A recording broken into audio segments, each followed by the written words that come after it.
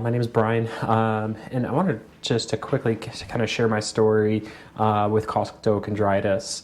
I've been dealing with it for about 6 months, probably now going on to my 7th month, but it started back in May of 2024. One of the big things for me, I had noticed a little bit of discomfort under my left ribs right near the heart, which in my early 20s, I had kind of the same feeling at that same time. And when I had seen my cardiologist, he had made it a point, he did not think that it was a heart-related issue. Kind of come 2024, it kind of manifested in the same kind of way. And unrelated, I actually had an echo done of my heart. And when I had felt this, I had contacted my doctor, and he said there was nothing wrong. So the reason why this all happened is I went out on a ride in June, and I still had a little bit of this pain, like right here and under my ribs, and I just didn't think anything of it. Well, when I got home, I came home, I did my normal thing, I ate, showered, and the next day I just had this severe pain in my sternum right here. I didn't know what was going on, I didn't know what it was, so I called my doctor and went to go see him.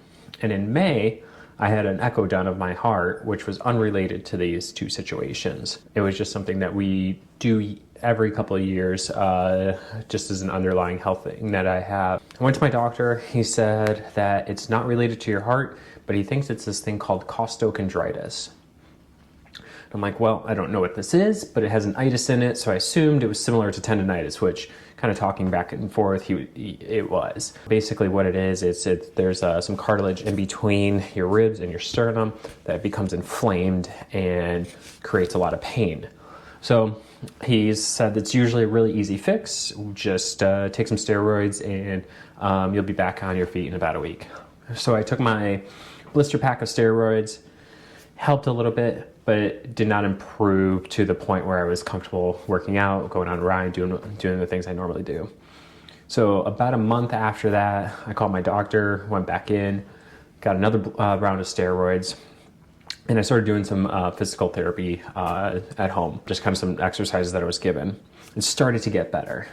And then in November 2024, we had decided to go on a ski trip. So my wife and I packed up our house, our dog, our cat, and we left for Colorado for 6 weeks. And while we were out in the mountains, it was fantastic. Everything started clearing up. And I started doing a bunch of research if altitude had anything to do. We basically live at 600 feet here in the Chicago suburbs above sea level. I was at 9,000 feet at the time. Altitude shouldn't have fixed it. So the next thing I started looking up was heat, something that had helped it. And you're asking yourself, well, how did you get heat in a cold mountain town? Well, I had access to a hot tub every day in this place that we were staying. So we were literally in a hot tub. And unbeknownst to myself, my back started to heal because the heat was starting to help a lot with some of the costochondritis. And I was in the hot tub one day just talking to a couple of people about some of this injury that I had because they're very active. I didn't know that they were chiropractors. And one of them recommended to me that I go see a chiropractor to help me with this treatment. Because I told him I was about 80% at that time.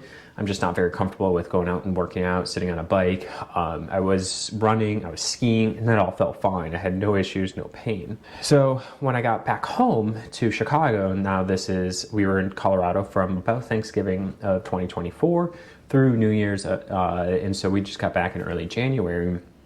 And so one of the first things I did was start looking up chiropractors that had laser therapy treatment. And I found one near me that was in network for myself. I started to see that chiropractor. And so one of the things that he had helped me with and started to help me with is back mobility, because my back was super tight from years of cycling, as well as I work at a desk. I don't have great posture. And one of the things I've started to teach myself is how to sleep on my back as well, which definitely helped a lot. With the chiropractor's help, we started to work on stretching, and we also started to work on the mobility in my upper back. And then also my hips are tight too, and just a bunch of other things from years of cycling and running and doing athletics that go in a straight line. The other thing in the same time, when I was starting to see the chiropractor, one thing I started to do was a lot of people had success with seeing massage therapists. So I started seeing a massage therapist weekly as well. So I'd go once to a chiropractor, once to a massage therapist.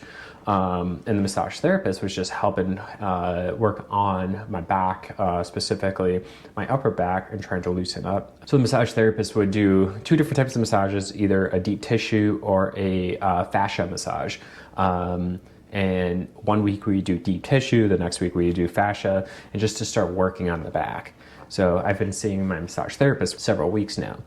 I could tell you now, seeing both of them, that I'm probably at about 90%. And then every day I've actually turned in my home office, this room that I'm sitting in, into a PT center basically. I have foam rollers, I have yoga balls, I have straps to stretch with, I have all these things that when I have time throughout the day, I can just sit down for 10, 15, 20 minutes and just stretch and kind of work on my back. I'll do another video of kind of some of the stretches that I feel that have helped me the most, as well as I'll make another video to go through some of the stretches. But one of the things that I wanted to just kind of relate to anybody that's dealing with costochondritis is it's going to take time. In the time of making this video, it's February 2025 and it started in June of 2024. I know people have dealt with it much longer. It's taken me away from a lot of the athletic stuff that I like doing. It's taken me out of doing other things that I've wanted to try throughout the years that people have invited me to do, just because of the pain in my ribs. Any type of movement would hurt. But kind of the big takeaways that I've had with costochondritis is posture is extremely important. It's something I'm still struggling with, but trying to make sure I focus on. Sleeping on my back has helped. I really don't drink. Reducing alcohol does help, but I do have a big sweet tooth, so trying to cut out as much sugar and processed sugar as I can. A lot of people have gone to a low carb diet. I don't know if I'm ready to do, because I'm close, I'm 90% there, but if it gets me to 100, I might end up doing that. But then also the stretching every day, seeing the chiropractor weekly, and as well as seeing the massage therapist weekly has been a significant improvement. What I will tell you is I will continue to stretch. I actually have 2 whiteboards right there. One of them says stretch.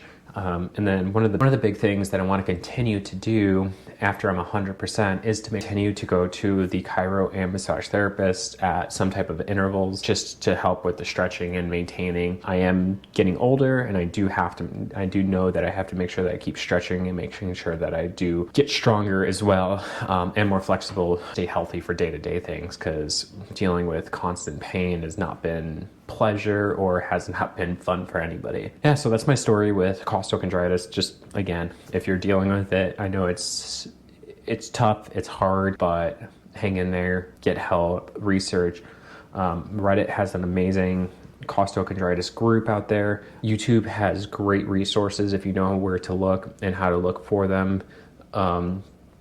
I will keep everybody up to date on how my progress is going, and once I feel like I'm at 100%, but hopefully that video comes soon. But yeah, thanks for listening, and tune in later.